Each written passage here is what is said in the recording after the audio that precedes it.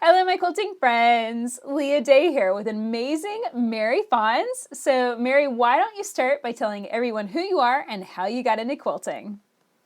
Thanks, Leah. It's a pleasure to be on your show. Thank you for inviting me. I am a quilter and a writer. I sort of blend both of those things together. That's sort of my primary goal in life right now, especially, is to write more about quilts. And my quilts are sort of changing because of the book that I'm writing in graduate school. So I'm a quilter and a writer, but I also teach quilting all over the country. And for a lot of years, I taught on television on PBS. Love of Quilting, co-hosted that show with my mom and special guests.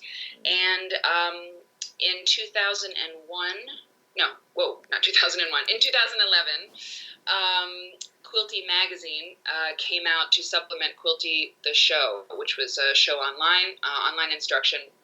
Quilty started in 2010, the show, and then in 2011, the magazine came out. And for the 4 years that it was around, I was the editor of Quilty magazine. What else? Gosh, there was that. I have a fabric line, and I'm in the quilt world. I'm just thrilled to be here. My mom is a quilter too. Mary Fons is my mom. People know her name. If they don't know my name, they'd probably know her. Yes, they definitely know your name.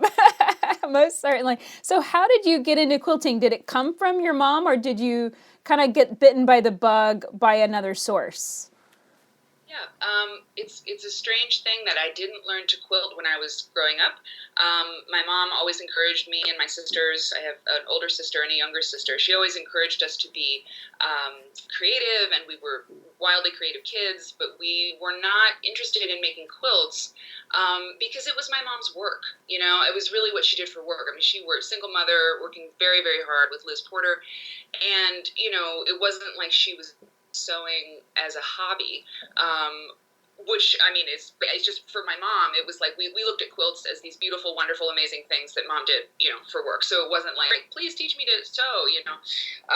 And so it wasn't until later, when I was 28, I got really sick. I got married when I was 28, and I also got really sick. I was diagnosed with ulcerative colitis, and that was very, very bad. And I've been through many, many surgeries, and really sort of unpleasant procedures and things like that. And my marriage was not good, and it was just sort of this crisis time, right? This really bad crisis time. And I woke up, in the middle of the night, kind of seized with the desire to tear up perfectly good fabric into a million pieces, because my life, I felt like it was in a million pieces. But with fabric, you can sew it back together again. And I really just deeply needed to make a quilt. And so I started, and I'm kind of self-taught because of that. It's weird, but I said, Mom, I'm going to do this. And she was like, great, here's a ruler, what do you need? Here's a rotary mat, a rotary cutter and a mat.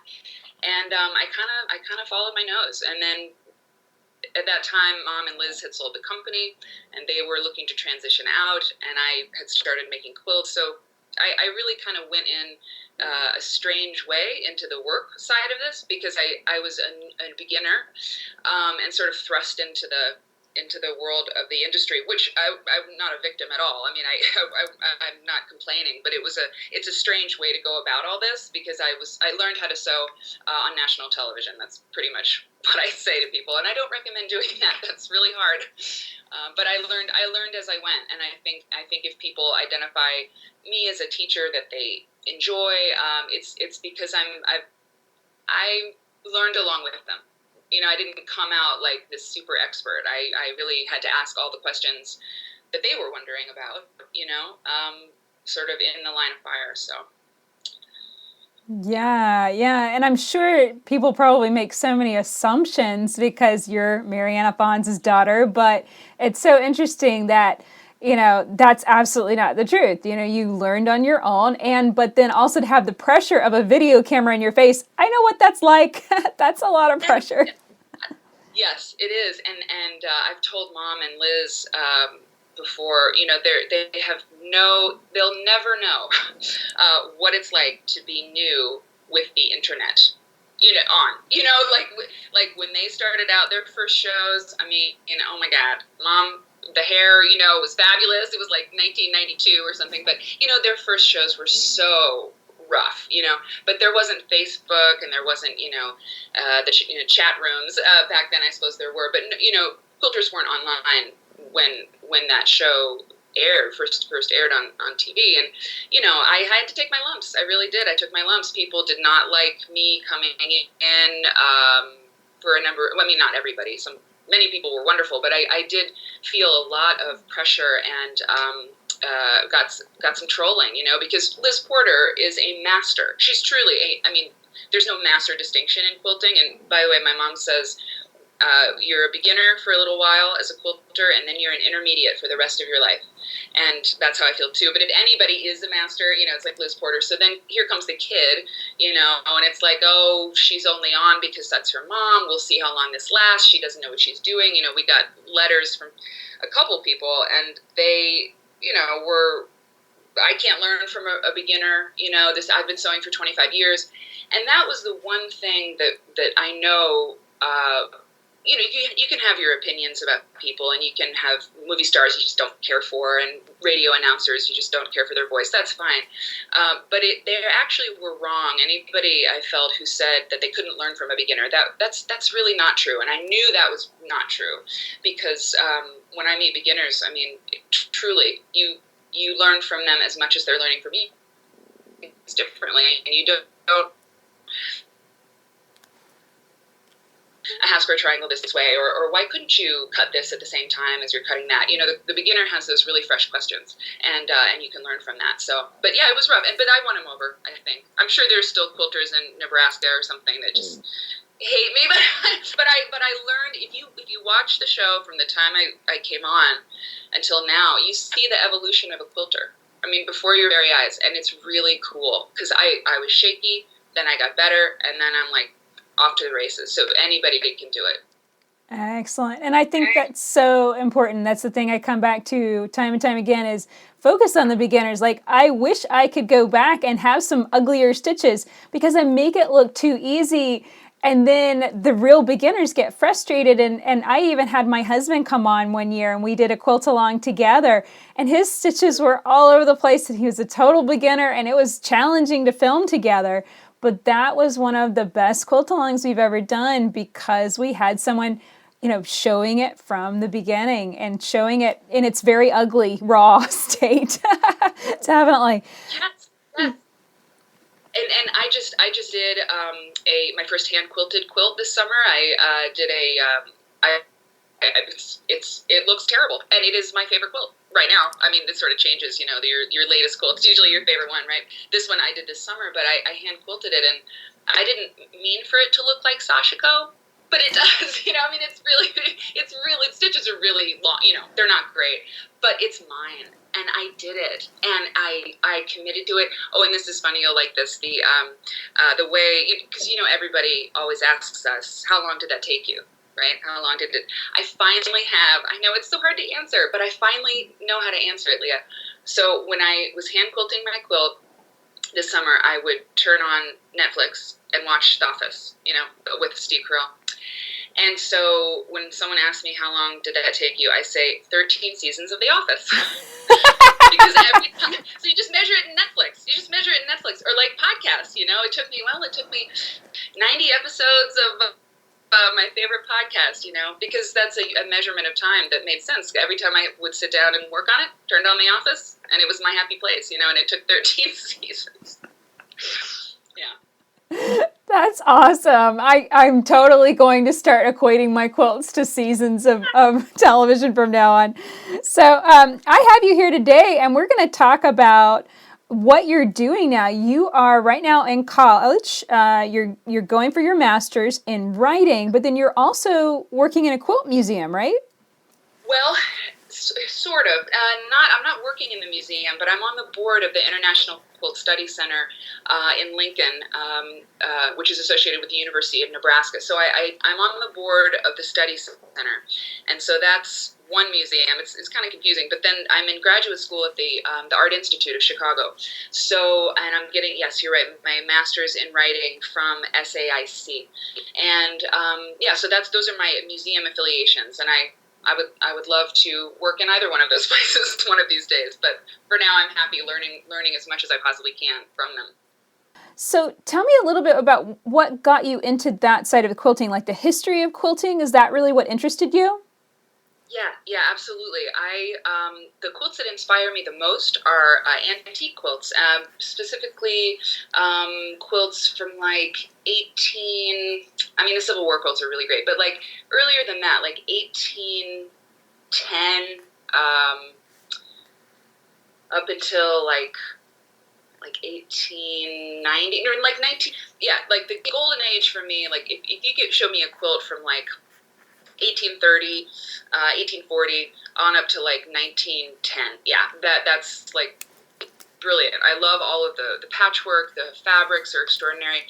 And there's a myth that I believed, so many people believe it about quilt making in that time, around the time of the Industrial Revolution. I mean, the Industrial Revolution was spanned a long time before that and then after it. But the myth that I believed was that these quilts that women would make were made because there was a scarcity of fabric. There wasn't any fabric. They had to piece together all of Timmy's breeches. They cut out a patch of Timmy's breeches and then they used pieces of their apron. But my mom actually told me that that's the opposite is true. That the scrap quilt and these beautiful quilts that we have from this time in American history were made because of an abundance of fabric. It was because we had so much beautiful fabric being made here in America that women could make these quilts. You can't make a scrap quilt unless you have a lot of leftover fabric, right? You're not piecing together things out of necessity. It's actually from abundance. And so when I learned that, I was like, whoa, that was this huge, big eye-opening moment for me. And I began to look at quilts as a piece of this country's history. And I believe that the American quilt is our greatest creative legacy. America's greatest creative legacy is the quilt. The American quilt is to America as the kimono is to Japan. I really feel like it's our object. It's our truly American object, and so art object. And so, well, and then you get into the art versus craft thing, which I have thoughts about too. But when I look at these old antique quilts, these quilts from years past, they just make my brain feel good. These like dark colors, sometimes calicos and things, just the high contrast. I like that there's a lot of applique, which I'm just now getting into. But I love that. And when I learn more about the quilts and the people who made them, the more I am inspired to make quilts and be part of that legacy, be part of this continuing story of the quilt in America. I have great pride in that, just being part of this thing that not everybody's a quilter, and how sad is that, because we have this beautiful thing and nobody can take it away from you, when you're a quilter, and it doesn't matter if you're in the industry or not, or you just have made one quilt or you make a bazillion quilts a year. That thing that we get to do because we have found quilting is singular and beautiful, and I just love it. So the antique quilts were really, those quilts were a way in for me, and from there I've become a quilt history geek. Really nerdy. I'm really nerdy. I could go on and on. And that's it. The history is important to me. Yeah. So I find it really interesting that you said, that whole concept of, scrap quilting kind of is a misconception now. And I've also heard that the whole Civil War quilts thing, the whole like Underground Railroad making a quilt so that it would signal the Underground Railroad, I've heard that that's a whole kind of made up story. And then, can you talk a little bit about that? Have you uncovered some other things like that? Yeah, that's a great question. I was writing about this too. I write a column for Quilts Inc., and that's it, quilts.com. My column's called The Quilt Scout. And actually, I just wrote about this. So I busted some myths. So yes, I love busting myths. It's a bummer, sometimes, because it's like quilters get very upset when you tell them, the truth about, for example, the Underground Railroad. My authority on this particular topic is Barbara Brackman. Barbara Brackman, and you have people like historians like Julie Silber, and these people who have really Benberry. They've spent their lives, on quilt history, and there's just no evidence of the Underground Railroad thing, and the idea that was that women would hang blocks in the window or on the clothesline to sort of signal, And it's just, there's just no evidence. Could they have done it? Possibly. But in fact, it was a fictional story that really caught on. It's fabulous. It's fabulous. It's like an amazing concept, but there's just no evidence that it did happen.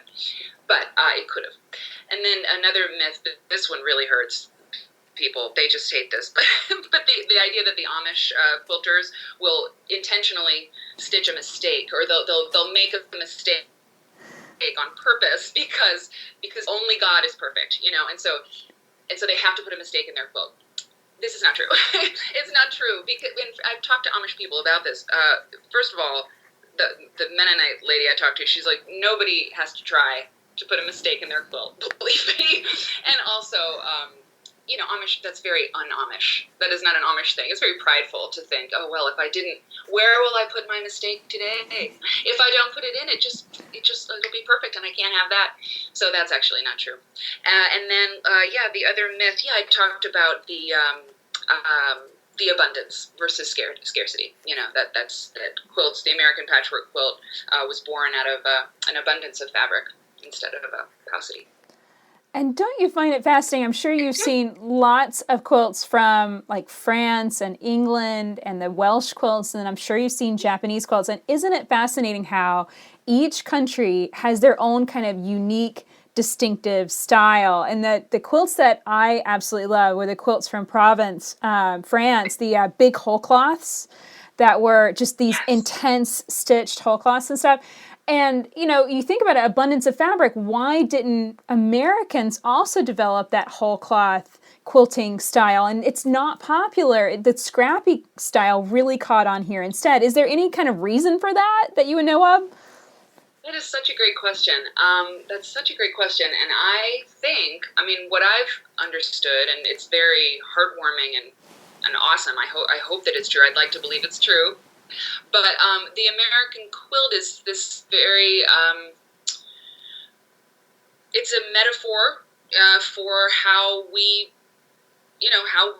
like worked together to like build the nation and, all this. And there's different histories we could tell about America. There were people who were not, who were disenfranchised, over the course of building America, for sure. So this is not all rosy, but, the log cabin, one block, building with another one, building with another one, building with another one, that was sort of the American, like not dream, but it was the theme of that time, sort of building this country. And so I think block by block is, that's how we were working. And I also think the fabric being here, all of that fabric really did contribute to the desire. It's like those people, those women, I have to say women because it really was, it really was women.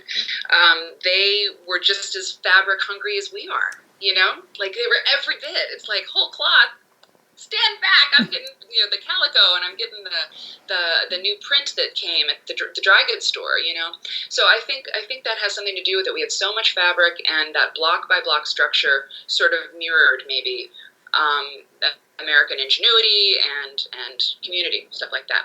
Yeah, definitely, and that makes so much more sense. And I'm thinking too, it might just be something about Americans that we want to show off, like how we can put things together. Like, oh, I can do a whole cloth, and that's more like showing off my quilting and stitch work. But when you actually patch something together and make a 4-patch or make a 9-patch or make a log cabin, you're actually showing off that you can do the math and you can cut it out accurately and then you can piece it accurately. So I think that's very much a building process, and that's just a characteristic of American quilters, from the very beginning. Yep, I absolutely think so. And there's also something to be said about the women who were making these quilts. Today, if some of these people were around, they'd be like, at MIT. We didn't have the opportunities that we have now. And so you see the engineering behind some of these quilts, it is extraordinary. Like you're saying, look what I can do. Look at the math. Look at this design work that I've done, and they really, absolutely, showing off in a great way. But then you think how tragic it is that we have no names on most of these quilts. Virginia Woolf said Anonymous was a woman. Anonymous was a woman. If you ever see, quilt by Anonymous or artwork by Anonymous, it's usually a woman. And we don't have names on a lot of these quilts because they weren't considered, by many, to be something that you would sign, like a painting. And that does get into the art versus craft question. And, are quilts art? This like, are they art, or are they designed objects? Like, what? And I'm in art school now, so I really think about this a lot. But the women who were making these quilts, they were certainly seen, some of them, and some of those quilts have been very well preserved. These are really ornate, applique quilts and whatnot, wedding quilts and things. But those were designed for, most quilts were designed to be utilitarian. They were used on the bed. They were used as covering, wrapping, blankets. And it just wasn't seen as something to stand on its own as a piece of art necessarily. And then, it's like, well, who was making those choices, those decisions? Well, guys, men. So they weren't valued. The quilts weren't valued as art objects as we can see them today. So, yeah. Yeah, and I'm just thinking in terms of like my great-grandmothers, I've inherited a lot of their quilts, and they didn't sign them, and I think probably a lot of it was just assumed like, well, this quilt's going to end up being given to my daughter, and then she's going to remember who made it, and then she's going to give it to her daughter, and she's going to tell her who made it. And so that verbal history might have been greatly depended upon, but isn't always necessarily there. Like at this point now, my great-grandmothers, my grandmothers have died, so that, a lot of that history has been lost, and I don't even know, like, who made this, and that's one reason why I am very adamant about marking my quilts, and I want to get credit for it. In 100 years, if my quilt still happens to be around, I want to make sure that everyone knows I made it, not one of my sisters. Exactly. Like, in fact, I saw a label once that said how many pieces were in it. It was like, 7,200 pieces, and it's like, yeah, I want everybody to know too, like, how many seasons of Netflix did I have to watch to make this quilt completely? And there was this huge turning point. One of my favorite times in quilt history, in American quilt history, is the bicentennial, and the Great American Quilt Revival, which is so exciting. So it started in 71, and this goes to the our quilts art conversation. In 1971, the Whitney Museum of Art in New York held the Abstract Design in American Quilts exhibition, and it was Jonathan Holstein and Gail Vanderhoof. They had been collecting quilts like nobody else. Museums have had quilts. They've had these applique pieces, Baltimore album quilts. Like, some quilts have been kept in museums, like the Art Institute or the Smithsonian. But Jonathan and Gail were collecting very, humble quilts like log cabins and nine patches and shoe fly and these quilts of the prairie, quilts of Pennsylvania, log cabin quilts, collecting these humble, and I use rabbit air quotes with that, but these sort of humble quilts, and because they saw them as art, like pure and simple. These were artistic works. These were artworks, and so they took them to the Whitney Museum of Art in New York. They were connected in the art world, and the Whitney Museum put up that exhibit in 71, and that was the first time, really the first time, that quilts were taken off the bed and put on the walls of a museum as art. Until then, maybe quilts had hung at shows. Of course, they had hung at shows, and there were these certain quilts in museums, but not quilts like this. And when they did that, I mean, the exhibit toured. It was sold out. I mean, everybody loved it. 1971. You can still get the book of the exhibit on eBay. I think. I hope. I hope more people can see it. But it was a seminal event. So after that, quilts were sort of in the American consciousness a little bit more, and people were going up to their grandmother's attics, going into the basement to look for these quilts. And then the bicentennial came in 76, and it was this really great occasion to make a quilt of your own. And so when we talk about, quilts versus art, and signing them and stuff. A lot of that started taking place in the 70s when people are like, this is not just a blanket. Actually, this is a really important part of history. This is a part of my family, and it took me forever, so I'm going to sign it now. So, yeah. Wonderful. So just getting back to like construction, let's talk construction real quick, because I know that you don't work in the museum, but you've obviously seen enough of these antique quilts and you know enough of the history. And there are a few debates, and some of them like create quite a lot of controversy online. And I answer these questions quite literally like once a week. So the most prevalent one right now is starch. So I use starch to press my fabric, make it nice and stiff before I cut. And like I said, I get one email a week about, oh, starch is bad. It will attract bugs that will make them eat your quilt, and you shouldn't use starch at all. But everybody used to use starch, didn't they? Right? Yeah. I mean, starch has been used a long time, and yeah, it does. There's wisdom in that you're putting, chemical, or you're putting whatever starch is, sugar or something. I don't know what it is. That's really embarrassing that I don't know what starch is, but I'm sure that it does. It's gonna affect the textile. It's gonna affect the textile. But fabric, I mean, I wash my quilts. I use them. I wash them. Not all of them. I have a few that are, for teaching or something that I sort of keep and don't use regularly. But I mean, I use starch. My favorite part of the whole process, Leah, is pressing. I mean, cutting, I get through it, The sewing, of course, I really like. But my favorite part of patchwork is opening that seam, or like pressing that seam and giving that little squirt of starch. I mean, I just like it. And the idea, too, that, like, well, I mean, people sew and they have their process because of who taught them, And so for every person who uses starch, you're going to find somebody who doesn't. Actually, I think more people do use it. But, if you cut a half-square triangle, if you make a half-square triangle unit in this particular way, somebody will be like, well, that's not the way to do it. Let me show you how to do it this way. This is a better way. So we sew how we were taught. And I think we pass along what we know, but there's always a way to change. There's always a good method that you haven't learned, which speaks to the beginner thing that we were talking about. But yeah, I use starch. I love it. So you haven't seen any sign like, oh, this quilt had starch on it and it got eaten up, and this quilt did not have starch on it and it was not eaten. Exactly. No, I've never seen that. And like discoloration and things from fabric. It's organic material. It's a biodegradable thing that we use, cloth. So it's going to go through a lot. But if a quilt is well preserved, and that, by the way, is something I just was thinking about. I've added it to all my lectures because it's really important about storing quilts. So just throw a little tip in here. Storing quilts is, I learned this at the museum, actually. Carolyn Ducey, who's the head honcho, one of the head honchos over at the Quilt Studies Center in Lincoln, which you all should go to. All the listeners, the great listeners, should go to visit the Study Center, the Quilt Museum in Lincoln, Nebraska. It's an unbelievably beautiful place. Unbelievably beautiful. But Carolyn said the best way to store a quilt is on a bed. Because when we fold our quilts, as you all know, I'm sure, and Leah,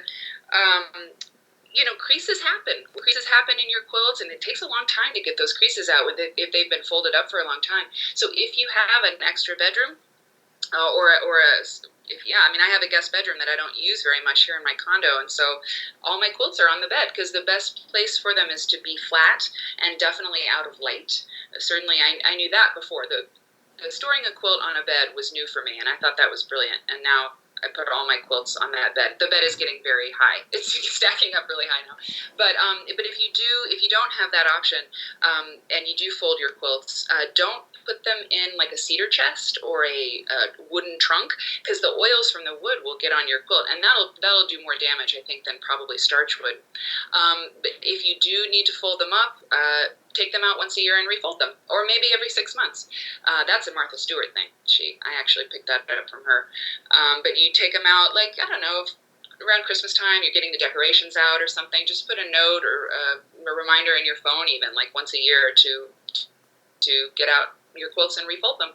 And acid-free tissue paper too. That's really good if you want to store your quilts in a museum quality kind of way. Yeah, I have a tutorial on this on my blog. I actually roll mine because I don't have space to have a spare bed. Like every room in my house is devoted to quilting. So I don't have a spare bed. Don't come and spend the night. But I do have a closet.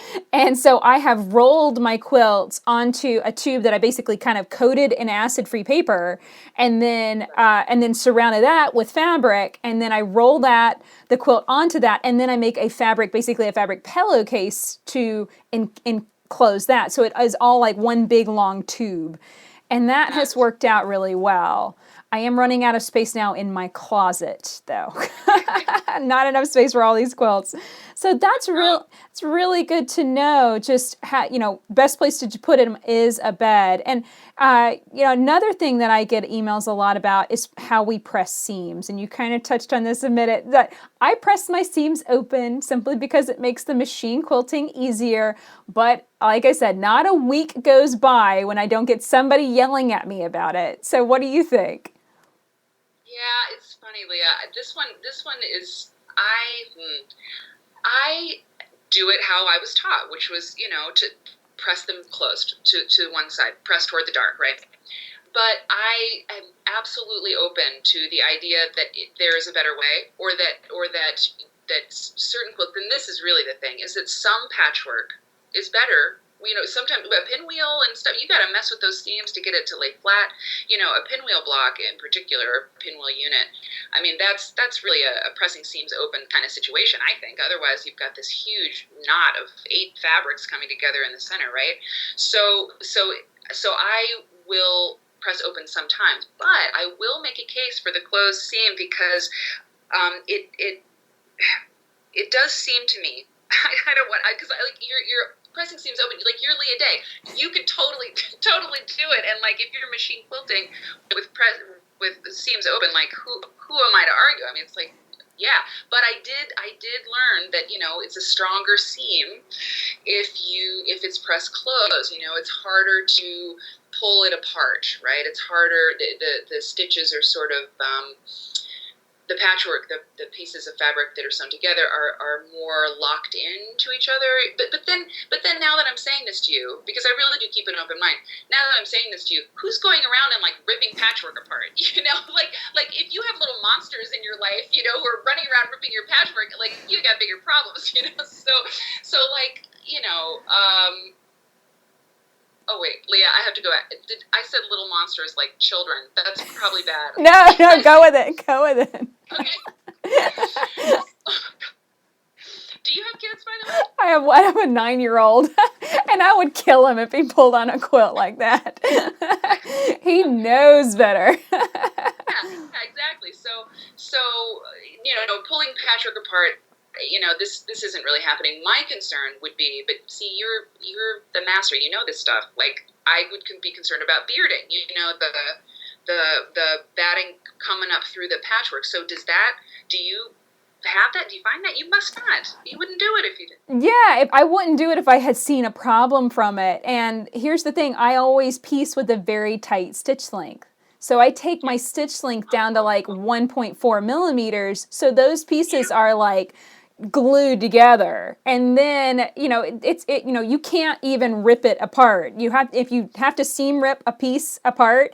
My dad does a lot of my piecing for me, and he has this like big set of binoculars that he'll put on in order to see the stitches to rip them out because he can't see them. And I'm the same way. It's like you stitch it so tight you can't even see the stitches, and then it's not even an issue. You can press it completely open, completely flat, and stitch right over that sucker, and it's not a problem. So I've never seen an issue. The thing that people have said to me is like, well, then if you stitch right in the ditch, your needle could hit the piecing thread and break the piecing thread. And I'm like, chance in a million that even happens once, but the machine quilting is holding it all together too. So it's not gonna like unravel, Right. So.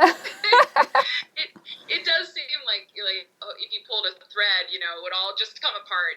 Quilts are pretty sturdy, but that's fascinating, Leah. I mean, you taught me something today because I didn't think about. Yeah, if you shorten your stitch and 1.4, that is tight. Like I paper piece with like 1.6 or yeah, like 1 point.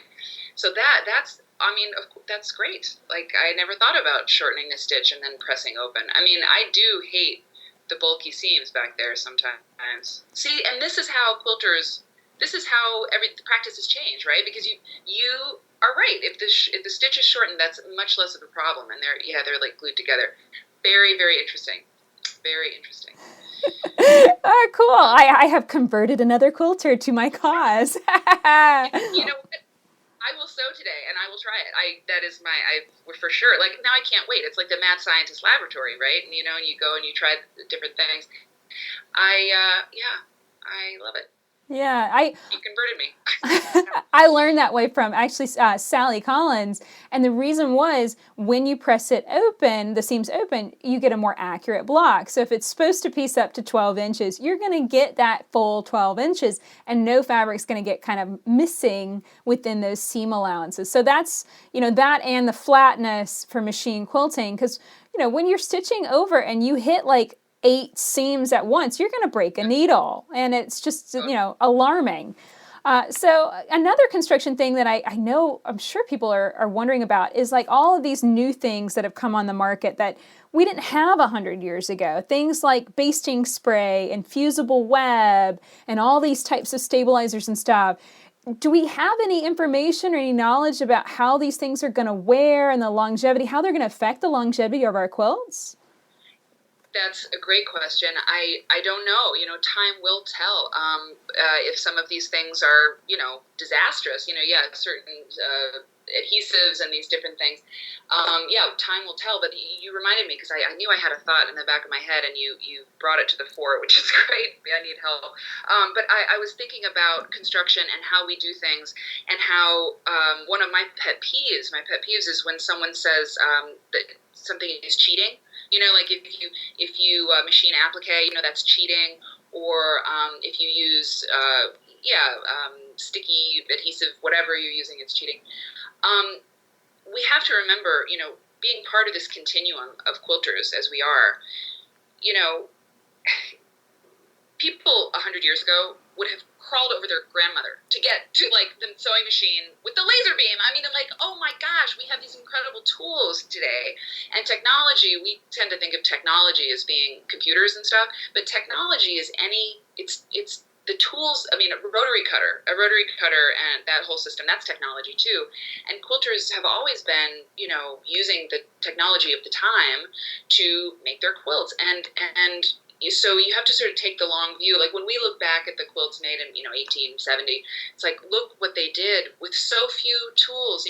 But think about in 100 years from now, they're going to say the same thing about us. Oh, look what they did with those rudimentary tools that they had. Oh, so how extraordinary they could do that with these blunt objects. Because now at that point we're going to be like visualizing a quilt and making it appear, some hologram or something like that. But I mean, I think cheating is a very shaming, strange thing to say. Making quilts is a joy, and if you make it a certain way and that makes you happy, then that's totally what you should do.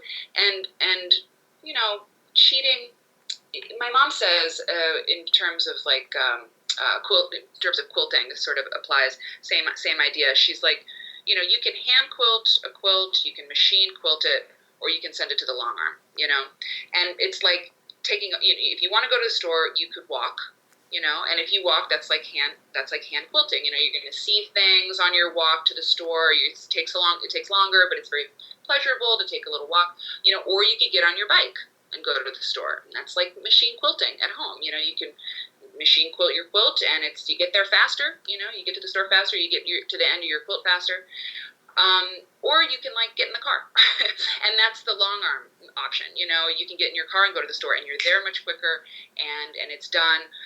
But it's just how do you want to achieve the end? How do you want to get something done? And hand quilting my quilt was wonderful. It's certainly not cheating when I machine quilt my next quilt, and I just got a quilt back from the long armor, and it's fabulous, and it's finished already. I thought about hand quilting it, and I'm like, that's not going to happen in this century. So yeah, I mean, however you do however you make the quilts that you make, as long as they're making you happy, just those are haters, man. The quilt police. I'm very against the quilt police. I think they're far more dangerous than we even allow. Because if you look at somebody at a guild meeting, if a quilt police member, unofficial quilt police woman, if she looks bad at somebody at guild, they may not come back. And we need everybody. We need everybody. There's 21 million quilters in America, but the average age is 60 something. So we have to make sure we welcome everybody. And if you're cheating with your machine appliqued, basting sprayed quilt, you keep on cheating, girl. You just keep on cheating. Because then I'll get off my soapbox, Leah, sorry, but if you make a quilt and you love it, it doesn't matter how you made it. If you love quilting, you'll make another quilt, and then you'll make another one, and maybe you will change and experiment with more things. Maybe you won't, but chances are good you will get into other stuff, and you'll start hand applique, or eventually. So just welcoming everybody is so little stink eye, at a class or a workshop or something from someone who says you're doing it wrong, or that's not how you do it, or you're cheating. It's really damaging. Absolutely. Absolutely. I think being inclusive and keeping the world as open as possible is so important. I attribute it to a box. When you put a rule on something, then you put up a wall of your box. When you put another rule up, you put another wall up. And pretty soon, your space is so tight and tiny. And what you consider as real quilting, and I'm putting that in air quotes, real quilting, and what counts is in such a tiny little sliver of what you could be doing.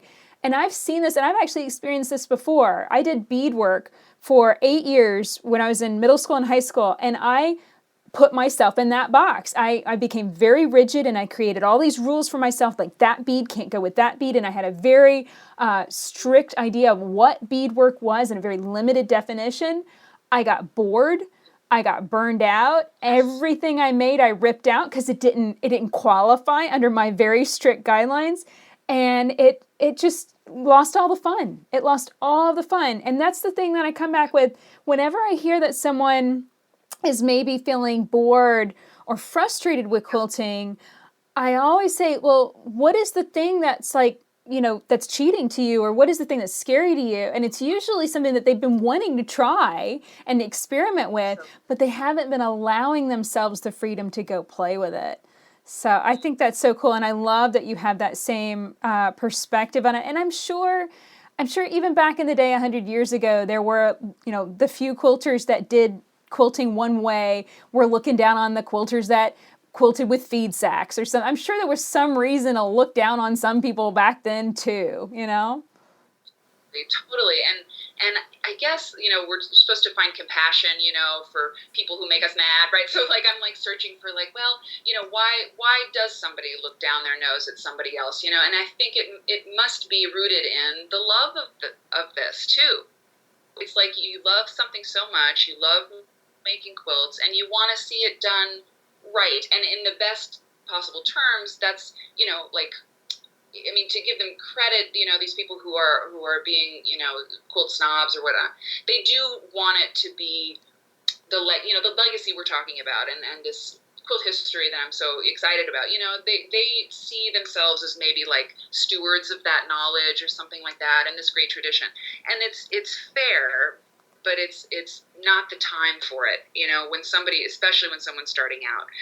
It's not the time. You just have to welcome everybody, and encourage them. It's a beginning quilter is just this little flower, and you have to water it, and you have to take care of it, so it will grow and grow. And the quilt police, they mean well. They do mean well, but it's misdirected.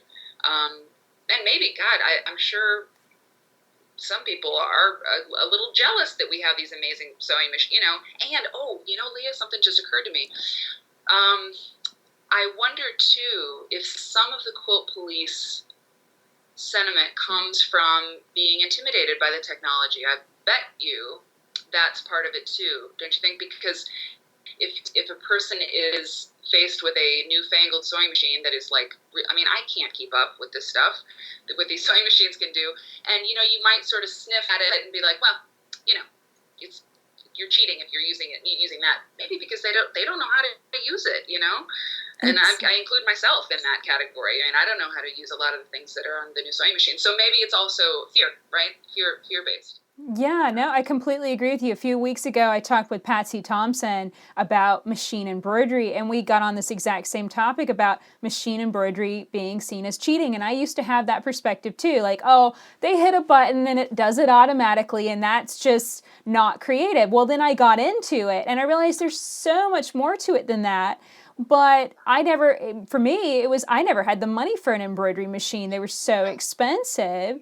And Exactly. so, I think that can be also kind of from where some of the judgment comes from, like the feeling like, well, I can't do that because I don't have the money for that machine. So therefore, I'm going to judge it as Yeah. negative.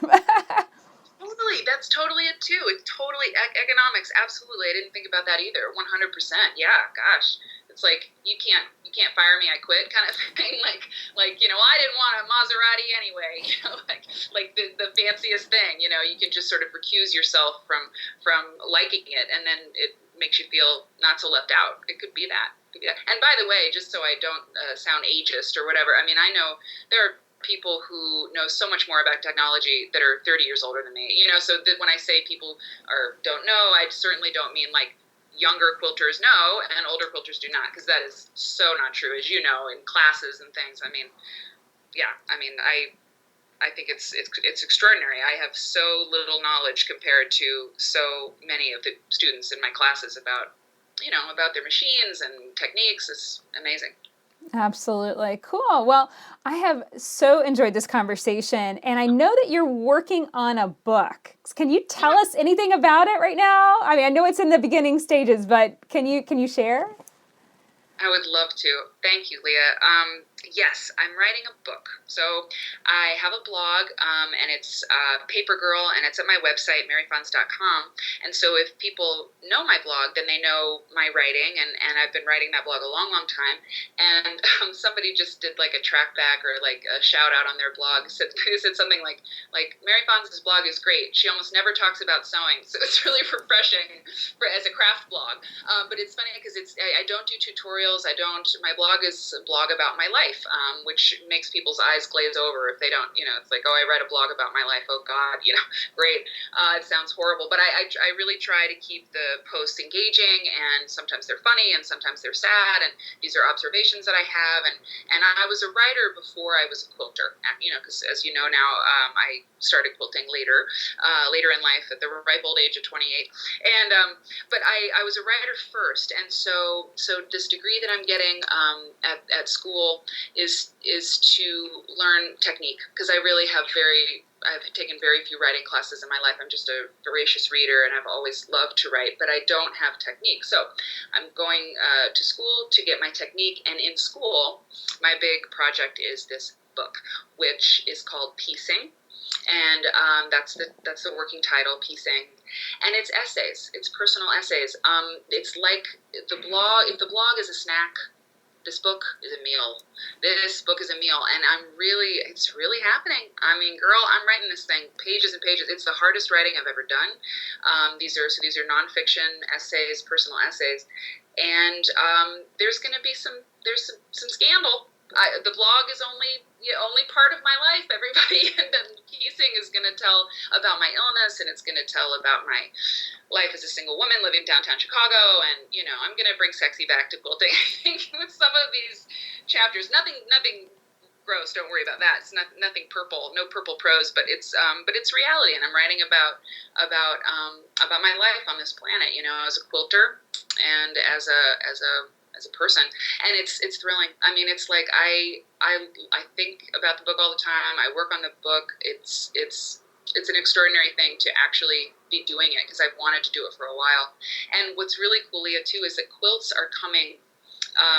What I wanted to have happen when I went back to school at the Art Institute, I only applied there. I only wanted to go there because it's an interdisciplinary program. If they want the graduate students in writing to take weaving, if they want. If you're in sculpture, if you're getting your degree in sculpture, they encourage you to take photography, painting. It's a cross-discipline thing, which I love. They have a long arm at the school in the textile department. So what I wanted to have happen was for my writing and my quilts to come together in new ways, and it's happening because as I'm writing piecing, I'm making quilts, and I don't know that there will be a quilt for every chapter, but kind of maybe, and so the dream right now is to have the book of essays and then like a book of quilt patterns along with it. Like, how cool would that be, right? So it's really exciting, and my quilts are starting to look different too. I'm breaking some of the rules that I made for myself. I'm a huge traditional quilt block fan, but I don't know, I've been messing around with some stuff. It's pretty exciting. Yay, excellent. That is so wonderful. And I think there is so much space for books with quilts and real life and honesty all mixed in. I find myself looking for a book where it's like, I see this quilt and it's pretty, and I see the quilting design and it's pretty, but where is the woman and in this book, and why did she make this? And or was it just like, okay, I gotta like make something with a layer cake? I mean, did she was that it, or was there something more to it? And I love that you're going there. I definitely have books like that planned, and just not yet ready to give birth to them. I read something on your blog about saying that you felt pregnant with your book, and I so understand what you meant by that. I really do. Yeah, tell those stories, and everybody, tell the stories behind the quilt, and we talked about art versus craft, Leah, and it's really it's the craft of quilting is very much, it's a very personal thing. When you sit down to make a quilt, you put your life into the quilt. And so back in the day, when we didn't see quilts as art objects in the same way, the mariner's compass, a woman put herself into that quilt, even though it wasn't like and it didn't explicitly say, I'm art, or the mariner's compass, was a quilt about sailors, going off to sea. And so we've always put ourselves into our quilts, whether or not we said this is my artwork or not. The people who made these quilts have stories and lives that are fascinating and rich, and we are those people too, and so I hope you do tell those stories, and everybody should. It's important. It's part of the quilt itself, right? Yeah. So, do you have an idea of when that will be done and ready to publish, or is it just kind of still like not really sure yet? Do you know? Not sure yet, but I definitely will have the manuscript will be done by the time I'm done with school. Like that's a hard stop, but I'd like to do it before then. I mean, I would love to start. Oh gosh, I'd love to have the full draft of the manuscript by the end of spring. That's really well done. But I'm on my way. And I have I have 2 advisors at school. That's like really the heart and soul of the program, is you have advisors every single week. I meet with an advisor when they flip-flop weeks. I mean, to have their guidance on this, like I got to use all that time that I can, because they're brilliant faculty. So yeah, my pace is real. My pace, I've got a goal in mind, and it's to get this. Maybe 20. If I could see this book in 2018, that would be fabulous. And it's almost 2017, so. Yeah. Wonderful, wonderful. Well, good luck on that whole journey. That sounds so exciting. And just going forward, this is a question I ask everybody. What are you most looking forward to in the next 5 years? Oh, wow. Well, yeah, piecing, baby, in airport bookshops all over the country. Yeah, I want to see that baby. That baby. I really, it'll be the thing that I will be if I do it right. If I do it right, I don't have children, actually. I don't have children, and I do think that the quilts and the books and the writing and the blog, that's how I spread the genes, man. That's my meme generator is the writing and stuff. So to give birth to this book, this piecing book, would be one of my proudest accomplishments if I can do it right. And writing is so hard. It is so hard to write, and then to write really well is like really, really hard. And so I have all my heroes are authors, and so I'm trying to impress dead authors, basically. If I can, but I want to write to the level where, I can stand by my book for the rest of my life and say I worked as hard as I could on this. I thought as clearly and as lucidly as I possibly could, and wrote with urgency and vigor. I mean, I'm really holding myself to a high standard, which is paralyzing, but I'm working really hard on it. So in the next 5 years, if I saw the book and was proud of it, I would be thrilled. Wonderful, wonderful. Well, good luck on that whole journey. And just so everyone can connect with you after this podcast, can you tell us, your website, blog, and any of your handles, Instagram, Facebook, any of those? Just share those with us. Yeah, absolutely. Thank you. It's maryfons.com, and I'm getting a website overhaul. So isn't that fun, Leah? Isn't that always just so fun? Website stuff. But there's going to be updates. They're happening now. And Facebook, my handles are Yo Mary Fons. So because people just always say Yo Mary Fons, and so Yo Mary Fons. That's Instagram. I like Instagram a lot, and I need to post more, but I do post pretty regularly. I don't tweet. I just never did it. I hate it. So I stay off there. But Mary Fons, Facebook, Yo Mary Fons is the page, and I always post when I write a blog entry, which I do 5 times a week, I would say. I post that on the Facebook page. So if you follow me on Facebook, then you'll see when I do a blog post, and you can click over from there. And my fabric line, Small Wonders, is in quilt shops. And I'm in school writing the book. I'm not doing any TV teaching right now. So that in the future I'll be doing more of that, but not till after school. Excellent. Well, this has been so much fun. Thank you so much for coming on. Yeah, thank you. I loved it. I loved hanging out with you.